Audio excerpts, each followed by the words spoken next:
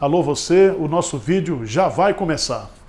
Então, antes de começar, por favor, inscreva-se no nosso canal, curta e também ative o sininho para receber as novidades, tá bom?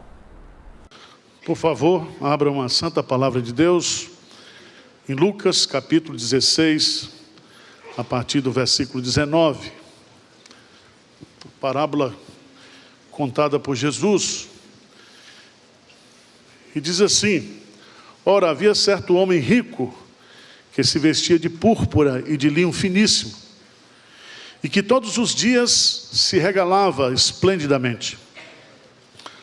Havia também certo mendigo chamado Lázaro, coberto de chagas, que jazia à porta daquele, e desejava alimentar-se das migalhas que caíam da mesa do rico, e até os cães vinham lamber-lhes as feridas, as úlceras.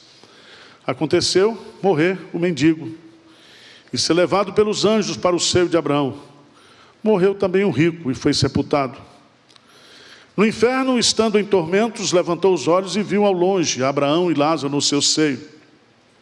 Então, clamando, disse: Pai, Abraão, tem misericórdia de mim, e manda a Lázaro que molhe em água a ponta do dedo e me refresque a língua, porque estou atormentado nessa chama. Disse, porém, Abraão: Filho, lembra-te de que recebeste os teus bens em tua vida, e Lázaro igualmente os males. Agora, porém, tu estás aqui e ele está consolado, tu em tormentos. E além de tudo está posto um grande abismo entre nós e vós, de sorte que os que querem passar daqui para vós outros não podem, nem os de lá passar para nós. Então replicou: Pai, eu te imploro que o mandes à minha casa paterna, porque tenho 5 irmãos, para que lhes dê testemunho, a fim de não virem também para este lugar de tormento. Respondeu Abraão: eles têm Moisés e os profetas, ouçam-os. Mas ele insistiu: não, pai Abraão, se alguém dentre os mortos for ter com eles, arrepender-se-ão. Abraão, porém, lhe respondeu: se não ouves a Moisés e aos profetas, tampouco se deixarão persuadir, ainda que ressuscite alguém dentre os mortos. Eu não quero transformar o seu almoço hoje num prato indigesto. Eu sei que você está muito ocupado com seus projetos aí, de estudo, pesquisa. Você está envolvido aí na perspectiva de ganhar dinheiro, de empreender. Mas eu queria fazer uma pergunta para você. Se você morrer hoje, para onde você vai? Pesado, né? Para as 11 horas. Se Deus lhe chamar hoje, onde você passará a sua eternidade? Esse é o assunto mais sério da nossa vida, e que a gente não quer refletir sobre ele. Como está a sua vida? Você está pronto a comparecer perante o tribunal de Cristo? Porque está ordenado aos homens morrerem uma só vez. Imediatamente segue o juízo. Eu quero, à luz desse texto, trazer algumas lições sobre esse assunto, porque esse foi um assunto mais falado por Jesus Cristo.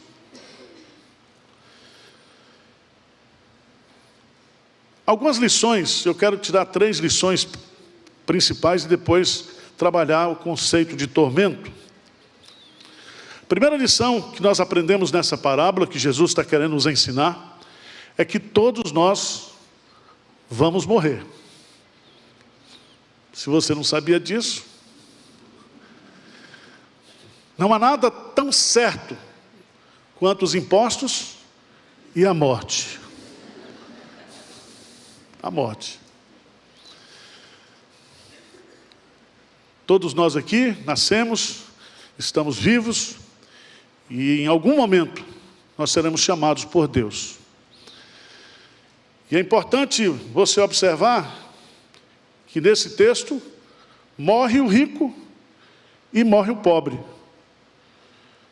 Morre nos melhores hospitais do mundo, morre na periferia, morre nas favelas e morrem nas mansões. Se existe algo que nos iguala como seres humanos, é justamente a morte. E se você morrer, para onde você vai?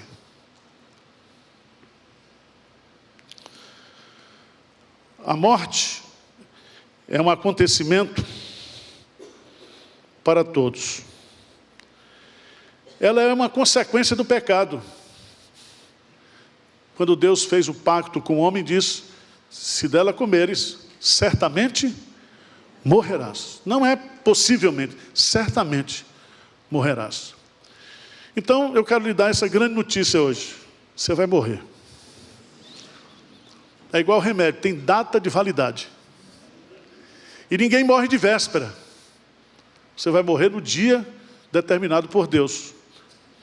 Se você é cristão, esse dia será o dia mais feliz da sua vida.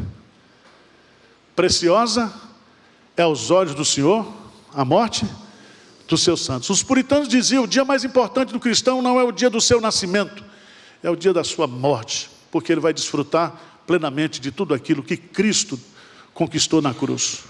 É a volta para casa. É a volta para casa.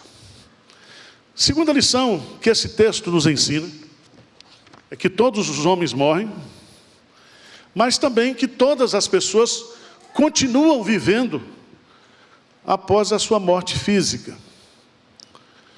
A Bíblia ensina que a morte física encerra a vida nessa existência, mas nós fomos feitos de corpo e de alma. Nós não somos como os animais. Nós somos criados à imagem e à semelhança de Deus. E quando Deus nos fez, Ele nos fez alma vivente. Alma vivente. Significa, e essa doutrina é chamada na Bíblia de doutrina da imortalidade da alma, ela é ensinada praticamente em toda a Bíblia. Eclesiastes capítulo 12, versículo 7, diz o seguinte: e o pó volte à terra como era, e o espírito volte a Deus que o deu. Voltando a Deus, o meu espírito, o seu espírito, Ele dará o destino que a pessoa merece. E aí não tem mais uma volta.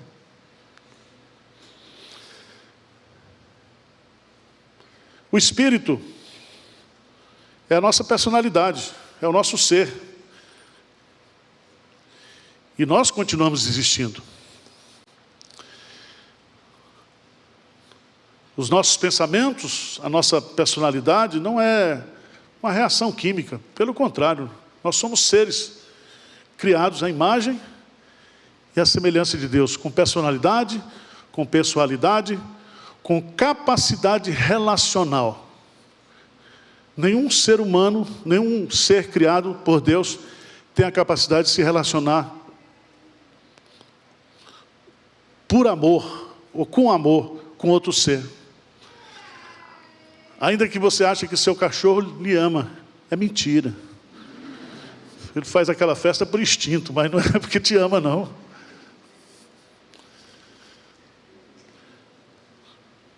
Terceira lição que esse texto, que essa parábola nos ensina, ela fala de dois homens, ela fala de dois estilos de vida, fala de duas mortes e fala de dois destinos eternos.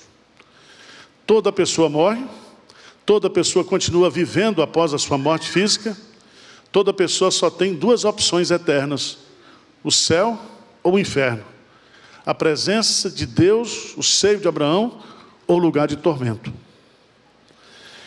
É interessante como, tanto na história, quanto na literatura, quanto nas artes, tenta-se destruir o conceito bíblico de inferno. Os filósofos existencialistas dizem: o inferno é aqui. Ah, você não sabe, nós vivemos num mundo tão bom, a terra está cheia da bondade de Deus. O inferno não é aqui. Jean Paul Sartre diz que o inferno é o outro. E de fato, às vezes parece mesmo. Parece que o outro inferniza a vida da gente, né? Mas não é. Isso é um anjo. A Bíblia diz claramente sobre a doutrina dos dois caminhos, dos dois viajantes, dos dois destinos eternos. Aqui no versículo 28, veja aí, Lucas 16, 28. Lugar de tormento. Porque tem 5 irmãos para que eles determinem, a fim de não virem também para este lugar de tormento. Este lugar é real, é o inferno. A Bíblia diz que ele já foi criado por Deus. É o Guiena, que vem lá do Vale de Inom, local fora de Jerusalém, de onde eram feitos os sacrifícios humanos. Na época de Jesus era um lixão, hoje é apenas um vale que separa o Monte das Oliveiras, a cidade histórica de Jerusalém. O inferno é real, não é aqui. A Bíblia diz que é um lugar que foi preparado por Deus. Mateus 25, 41. É descrito na Bíblia como castigo eterno, fogo eterno, chama eterna, fornalha acesa, fogo e enxofre, lago de fogo, fogo que não se apaga, castigo eterno. O inferno é chamado também de segunda morte, de verme que nunca morre, de trevas exteriores, de ira vindoura, de penalidades de eterna destruição, de negridão das trevas e de condenação do inferno. Aqui nessa parábola, Jesus vai nos ensinar 5 lições sobre esse lugar de tormento. O primeiro deles é que esse lugar de tormento é um lugar de tormento consciente. Você não está dormindo no inferno, você está acordado. Veja no texto que a pessoa está viva e consciente, experimentando o sofrimento. Ele sente, ele olha, ele conversa. Essa doutrina do sono da alma é um engodo. Nós continuamos vivendo de forma consciente ao passarmos dessa vida para outra. É um lugar de tormento completo. Veja no versículo 24, 16, 24, ele diz: então clamando diz: Pai Abraão, tem misericórdia de mim, e manda Lázaro que molhe em água a ponta do dedo e me refresque a língua, porque estou atormentado nessa chama. A doutrina da ressurreição, ela é para justos e para ímpios. E assim como no céu, na presença de Deus, aqueles que foram justificados, que creram em Jesus, desfrutarão plenamente no seu corpo ressuscitado, no seu corpo espiritual, dos prazeres celestiais, também aqueles que foram para o inferno desfrutarão do tormento plenamente, na alma, na consciência e no corpo. Terceira lição que Jesus nos ensina sobre esse lugar de tormento é que é um lugar definitivo. Veja lá no verso 26, diz assim: além de tudo, está posto um grande abismo entre nós e vós, de sorte que os que querem passar daqui para vós outros não podem, nem os de lá passar para nós. Vocês se lembram que a Igreja Católica, para faturar financeiramente, criou a missa de 7º dia, a missa de 30 dias, a missa de 1 ano. Não adianta interceder pelos mortos. A nossa situação é decidida aqui, antes de morrer. O Evangelho está posto diante de nós. Quem crê em Jesus tem a vida eterna. Quem não crê em Jesus não tem a vida eterna. Às vezes a gente brinca com esse assunto. A gente pensa que a gente pode visitar o céu e o inferno para escolher para onde a gente vai, né? Mas esse é um assunto muito solene. Não podem, disse Jesus, não podem. Não adianta rezar missa, pagar penitências. Não existe a possibilidade de mudança da pena eterna após a morte. Não existe purgatório. Existe crematório. Purgatório não. Em quarto lugar, o lugar de tormento é um lugar incomunicável. Veja que a pessoa que estava em tormento, no versículo 27, replicou: Pai, eu te imploro que mandes a minha casa paterna, porque tenho 5 irmãos, para que lhes dês testemunho, a fim de não virem também para este lugar de tormento. Ele vai responder lá embaixo.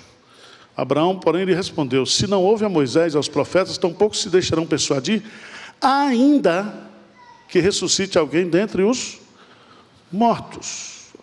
Aqui cai por terra toda a doutrina espírita da comunicação dos vivos com os mortos.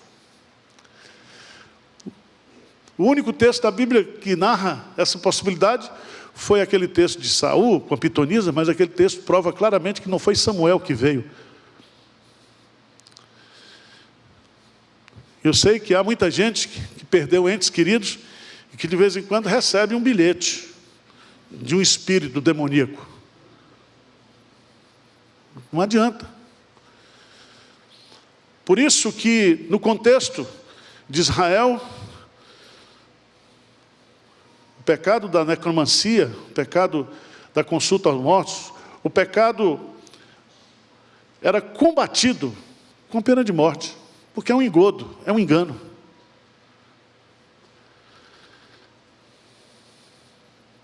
Não existe a possibilidade de comunicação com os mortos. Davi nos ensina isso lá em 2 Samuel 12, 22, 23. Ele diz: nós iremos aos que já morreram, mas eles não poderão vir a nós. A doutrina da reencarnação e da comunicação com os mortos é um equívoco. Trata-se de uma prática condenada por Deus e pela sua santa palavra. Então, se você é cristão, você não pode ser espírita simultaneamente. Mas em quinto lugar, esse lugar de tormento, ele é evitável enquanto estivermos nesta vida. Presta atenção nisso. Ele é evitável enquanto você estiver vivo. Deus disse para o homem que estava no inferno, no lugar de tormento, que seus parentes que estavam vivos poderiam não ir para aquele lugar, se dessem ouvidos à mensagem do Evangelho, porque a fé vem pelo ouvir, e o ouvir a palavra de Deus. A mensagem central do Evangelho é que quem crê em Jesus será salvo. Crer em Jesus é o único meio de não ir para o inferno. João 3,16, vamos recitar? Porque Deus amou o mundo de tal maneira, que deu o seu Filho unigênito, para que todo que nele crê não pereça, mas tenha a vida eterna.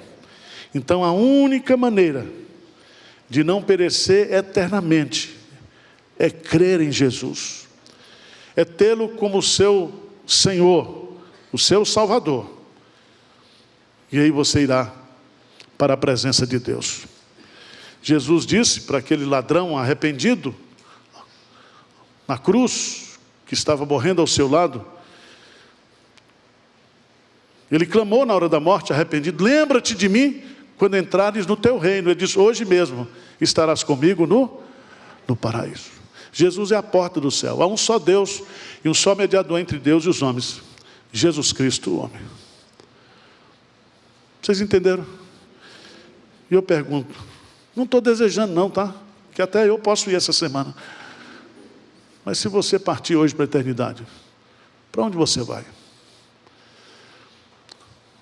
Você está tratando dessa matéria? Esse assunto faz parte da sua agenda ou não? Pense nisso. Pense nisso. Eu quero encontrar você lá no céu. Mais magro, mais bonito, mais alto. Vamos fechar os olhos, vamos falar com Deus? Examina a sua vida aí.